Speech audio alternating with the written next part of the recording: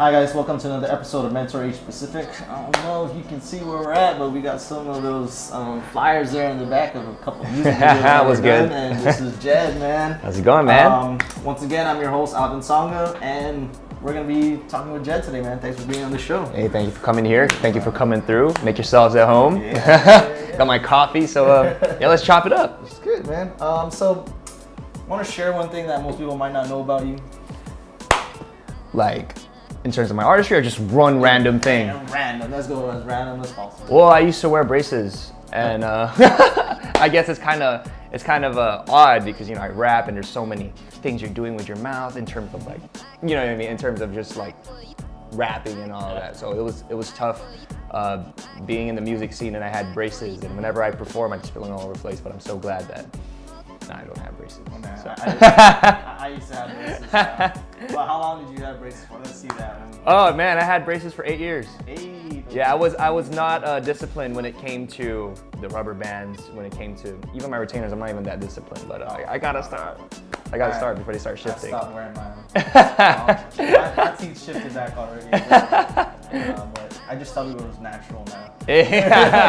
They'll never know. They never know. Okay, so let's dive into your story, man. So after the braces and everything like that, what's your story, man? How did you get to where you are today? Well, actually, it was even with the braces. To be honest, I started making music around. Well, I've always been around music. I live in a family, or I grew up around a family of musicians. A lot of them were in bands, but not a lot of them were rappers. Not a lot of them were hip hop heads. I guess what made me gravitate to hip hop would be coming home from school every day, and I'd watch Channel 43. It was BET. I was like, oh man, I want to be like these rappers. And BET didn't even contain just rapping. It was R&B, it was singing, it was just that whole culture in general. Yeah. So it was just like, I guess I gravitated towards that because the way they portrayed themselves, to like the fancy stuff, like all the money and all that stuff. It's cool. It was cool. It intrigued me, and that was what I was into. Obviously, I had my phases when it came to punk rock, and but for some odd reason, 2011 was when I started to, I guess, pursue rap. That's when I started to go over to my friend's house. Funny thing, it's ironic because his last name is also Sunga, but he lived two houses away from me. So what I do is like after school, it's like, yo man, let's record some stuff, because I didn't have a mic, I didn't have the means or the money or the tools necessary to record music. So what I do is go over to his house because he loved, rapping too. So I was just like, yeah, let's chop it up. We knew each other since kindergarten, and it just happened that way. So I'd go over to his house, we'd make some tracks, and one day I was just like, you know what, I'm gonna put this on YouTube, because YouTube was a thing. I mean, YouTube has always been a thing, but it was 2011, it was the height of online rappers. You had like people like D Pride, Timothy De La Ghetto, all these people rapping, right? Asian rappers too. So I'm just like, wow, if these guys can do it, I can do it. I have a camera, you have a mic, it just makes sense to do it. So we did it, we made our first video, and I didn't just drop it on YouTube, I dropped it on Facebook, because that was when Facebook was, coming up. Yeah, it was coming up, it was on its come up. I mean, now it's only old heads that go on it, but but you know what I mean, that was it. Yeah. That was where I put it, and it was received very well. And whether it be just a homie or some of my family members, they're just like showing love, like, oh wow, you rap, you make music, blah, because yeah, rapping was around, the hip hop scene was developed around that time, but not in that form. Not a lot of people were pumping out content, music videos, original music, remixes of songs online, especially doing it from Guam. So it's just like, oh wow, this is dope. I guess the only people at that time that were doing it were like Meta Sarmiento, Yoshi Goliath, or Joel Goliath. Yeah, and that was pretty much it. And I guess that's how it all started. And from that, it was always a hobby, and it eventually developed into whatever this is now. I guess what really elevated me to the next level would be going off island and learning under Meta Sarmiento. He took me under his wing, and we went to New York for a competition in New York. It was for Team Backpack. And I understood that after that, well, I'd like to think that my life was gonna change, because it added some sort of credibility to my name, because I was just this closet rapper who didn't do much, who just made raps in his room and dropped it whenever. But even at that, it was just a hobby. And I had to sit down with myself, like, you know what, this could really be something. And I believe that things don't happen by accident, but to be honest, yeah, I wouldn't be here. Sometimes it might not look as it was supposed to happen. It Yeah. might have been an accident, but sometimes it was just on your way up there. Yeah. So, kind of coming back with meta and everything like that, what kind of jumped off for your career here on Guam? Like, what brought you? Wow. So after that whole meta thing, I was also linking up with Justine, Baldovino, and Romero. You know, I've known them. I was a big fan of their work ever since I was a kid. They used to make their little skits and stuff, and I remember being a middle schooler one time and looking like, wow, you guys are so cool making all these videos. And I was like, man, one day when I'm good enough, I'm gonna hit them up and hopefully cross my fingers that they'll shoot a music video for me. And I did just that. In 2016, I was looking to do something different with my career because I guess I did basketball. I played basketball all my life. And my knees were just giving out, and I was like, you know, like there's only so much I can do now. So I was like, but I can't get injured making music unless like a roof collapses on me, you know what I'm saying? But yeah, I hit up Justine, I hit up Neil, and we had an initial meeting. It was more of a formal meeting. It was just to get to know each other. And what Neil would always say is the vibe was just right, and yeah, you can't. You know, vibes don't lie. At the end of the day, vibes really don't lie, and we liked each other's vibe, we liked each other's personalities, and we just meshed well creatively and in terms of the bigger scale, the grander scale of things. And from that, it evolved into, I guess I met them at a crucial time too, because that was when all of this Dreamstorm was starting to become a thing. This was like 2016, early 2016. And then I was around even before that existed. They were just like in the works of it. And yeah, over time, I just started to chill more often and hang out, and they're like, yo, don't worry, Snooze, we're gonna give you a music video, but you just gotta wait, you gotta wait. So I waited an entire year until I finally got a music video from them, and it was amazing because there's one thing that they always told me is like, Jed, if you were to go to any other filmmaker or videographer, you would have given X, and when you would have gotten X, you know what I mean? And with us, you're gonna get more than a music video. And I didn't quite understand that. I was a 19-year-old. I was like, what do you mean? Like, this is Guam, blah, blah, blah. I guess my mind wasn't expanded, but to describe it, I guess what they really did was they took my brain out, they just rewired it, and they made me think a certain way. And I was like, you know, you're actually right. And I guess it all points back to the motto for Dreamstorm and Project Inspire, which is dream impossible, create beyond. And I was like, wow, it really is possible. Like, I guess right now it's 2019. A couple years back, people didn't think it was possible to monetize off streams. People didn't think it was possible to monetize off buys on iTunes. But now it's the norm to just go on your phone and stream. No one's trying to buy music anymore. It's just, I'm paying a monthly subscription to stream. So I guess that happened by accident too, because to be honest, how I got on Spotify was just like, I want to be on iTunes and Spotify because it seems more official. But I didn't know the. Sometimes you gotta make that leap, man. Yeah, I didn't. It sounds like they made an investment in you that you didn't see, and it's still paying out.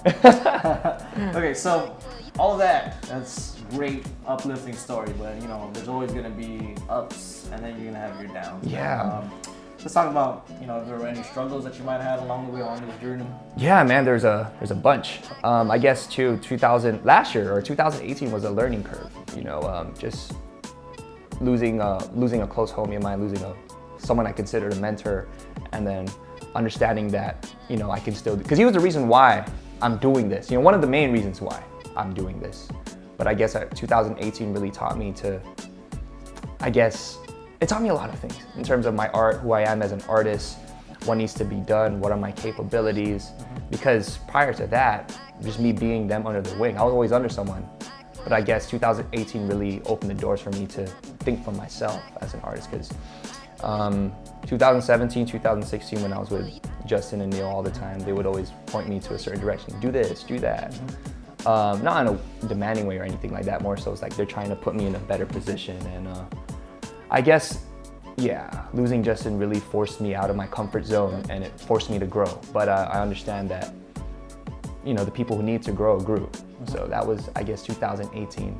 But before that, 2016, 2017, all great years, all learning years, but just in a different way. Yeah. You know, it's all dandy, you know, you're taking all these W's, taking, you know, all these accomplishments, all these accolades, And then you get to 2018 and it turns into this year of grief, this year of sadness, this year of finding yourself again. So I feel like personally I was long overdue for one of those learning curves.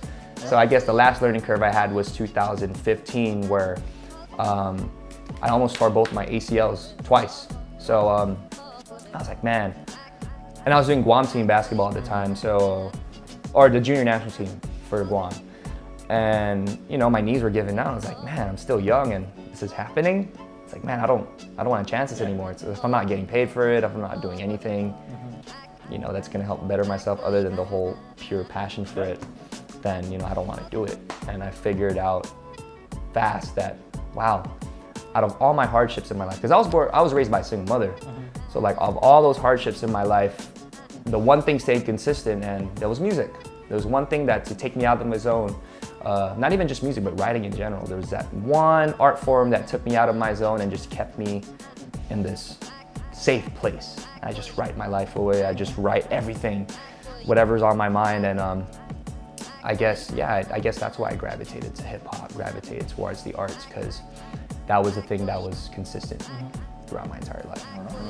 Hey man, we know Justin's looking yeah. He'll still push you, man. Yeah, no, real.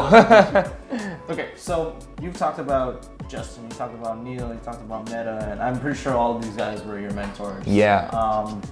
You want to talk specifically about how each of them pushed you, or were there other people that pushed you along the way as well? Yeah, you know, I mean, I'd like to look at those three as, you know, crucial pieces into whatever I'm doing now.